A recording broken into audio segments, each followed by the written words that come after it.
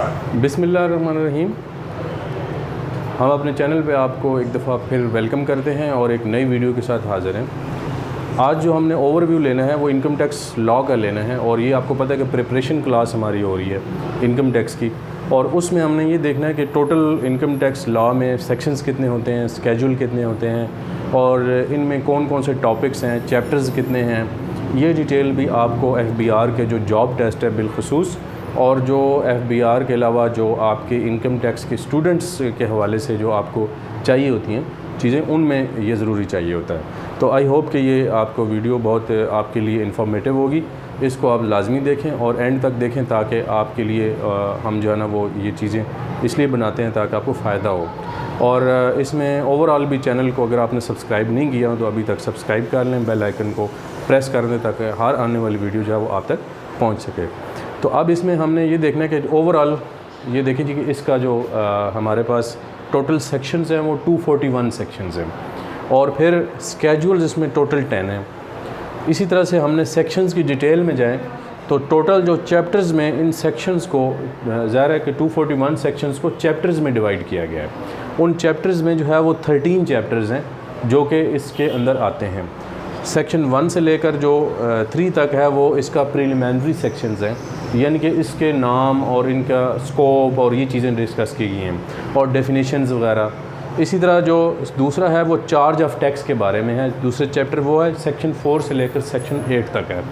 इसी तरह जो नेक्स्ट है वो है सेक्शन 9 से 65E तक, और इसमें बाज़ का फाइनेंस एक्ट के थ्री ना ABC भी साथ करके आगे सेक्शंस में एक्सटेंड किया जाता है, तो उसमें जो है ना वो टैक्स ऑन टैक्सेबल इनकम के बारे में डिस्कस किया गया।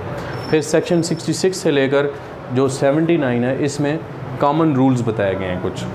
इसी तरह सेक्शन 80 से लेकर जो है वो गवर्निंग पर्सनस है, जैसे रेजिडेंट पर्सन है, नॉन रेजिडेंट पर्सन है, ये सारा आपके पास जो है ना वो इसमें डिटेल्स आ जाती हैं। इस तरह सेक्शन 99 से लेकर जो 100C है वो स्पेशल इंडस्ट्रीज़ के बारे में है, यानी कि स्पेसिफ़िक जो कुछ इंडस्ट्री स्पेसिफ़िक हो गया है और उसमें वो सारी बातें जो हैं वो की गई हैं। फिर इस तरह सेक्शन 101 से लेकर जो 107 है वो इंटरनेशनल जो ट्रीटीज़ होते हैं आपके मुल्क के और एक किसी और इंटरनेशनल कंट्री के दरमियान, जो अगर टैक्स के मुतालिक कोई आपस में ट्रीटीज़ हैं या इंटरनेशनल टैक्सेशन के साथ जो आपका लिंक है, जैसे आपका कोई फ़ॉरेन इनकम आ रही है तो उसका क्या तरीक़ाकार होगा, जो उस हवाले से हम बात करेंगे, तो वो हमारा सारा इसके अंदर आएगा। सेक्शन 108 से लेकर 112 तक जो सेक्शंस हैं ये एंटी अवॉइडेंस है, यानी कि इनको हम ये कह सकते हैं कि ये ज़्यादातर आपके जो है ना वो सेक्शन जो सब्सटेंशियल लॉ है वो यहाँ पे एंड हो जाता है। उसके बाद फिर सेक्शन 113 से लेकर 113C जो है ये मिनिमम टैक्स है। अब मिनिमम टैक्स वो होता है जो एक स्पेशल या आप एक at the time of transaction आपके ऊपर जो है वो लागू है, और ओवरऑल जो है ये आपका उसमें आप थोड़ा सा चार्ज कर लेते हैं और फिर बाद में आपका रिसीट पेमेंट अकाउंट बनता है, as a business income deal किया जाता है, और टोटल इनकम में अगर अदर दैन दिस इनकम आपकी है मिनिमम में जो आ रहे हैं उसके अलावा भी आपकी इनकम है तो उन दोनों को क्लब करके एक टैक्स लगाया जाएगा और फिर इसको एडजस्टेबल के साथ किया जाएगा। तो इस तरह ये आपकी मिनिमम टैक्स आता है। इसमें सेक्शन 153 है, फिर आगे बहुत सारी डिटेल्स हैं इसकी। उसके बाद फिर सेक्शन 114 से लेकर 206 ये सेक्शन वो हैं जो हमारी इनकम टैक्स रिटर्न्स या परफॉर्मेंस को डील करते हैं, और हमने प्रोसेस कैसे करना है, अपील कैसे करनी है हमने, या हमने अपना जो इनकम टैक्स रिटर्न है वो कैसे। सेक्शन 114 जो है वो AA है, फिर सेक्शन 1141 है, सेक्शन 114 सब सेक्शन 4 है जिसमें नोटिस आ जाता है आपको कि इनकम टैक्स रिटर्न का जो फॉर्म है वो डिसाइड कर दिया जाता है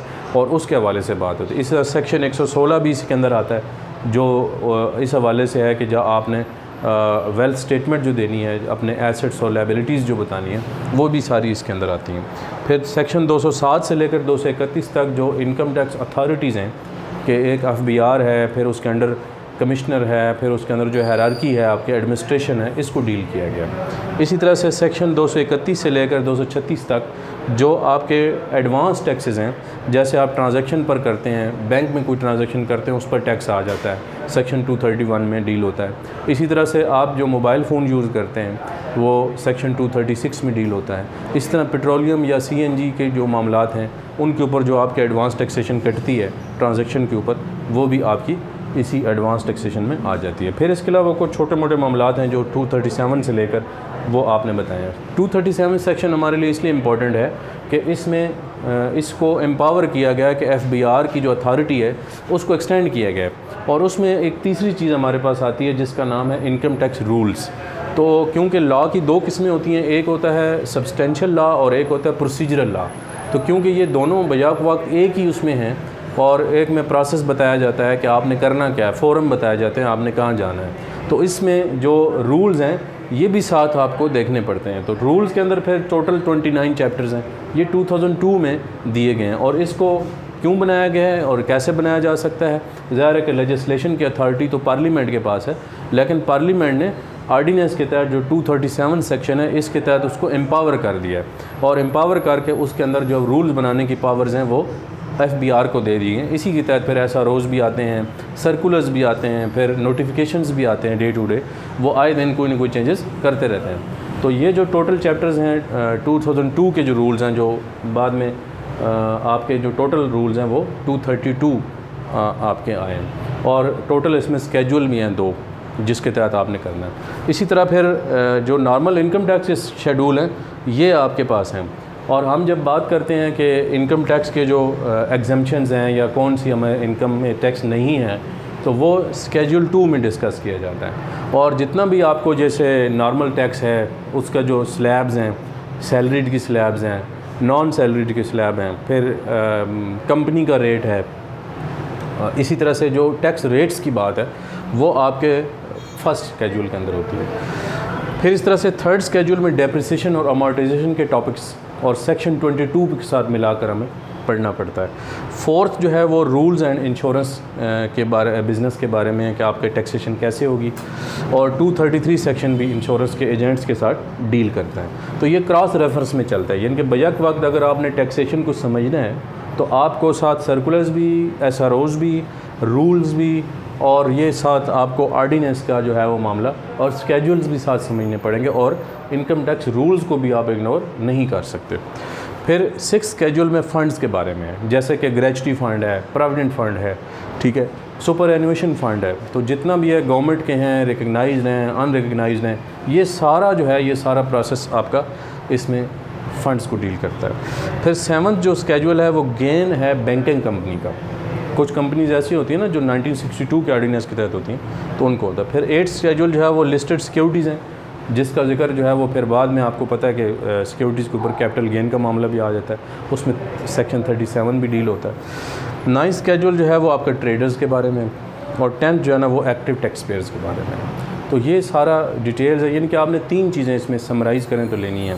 इनकम टैक्स लॉ जो है वो 3 चीज़ों के साथ रिलेट करता है। नंबर 1, उसके जो सेक्शंस हैं वो टोटल कितने हैं, ये जनरल नॉलेज भी आ सकता है ना। उसके बाद आपके पास जो सेक्शंस के साथ जो स्केड्यूल्स हैं वो टोटल कितने हैं। और फिर ऑर्डिनेंस के अंदर से ही एक एमर्जिंग जो हमारे लॉ मिलता है वो इनकम टैक्स रूल्स हैं जो 2002 में FBR ने बनाए हैं, और वो प्रोसेस को डिस्कस करते हैं। और इनकम टैक्स रूल्स 2002 बताया जाता है, और उसको किस सेक्शन के तहत एम्पावर किया गया है वो आपके इसमें। इसी तरह से फिर पेनल्टीज़ वाला बड़ा अहम सेक्शन है जिसमें सेक्शन 182 आता है, ठीक है, ये यहाँ पे फॉल करेगा ना।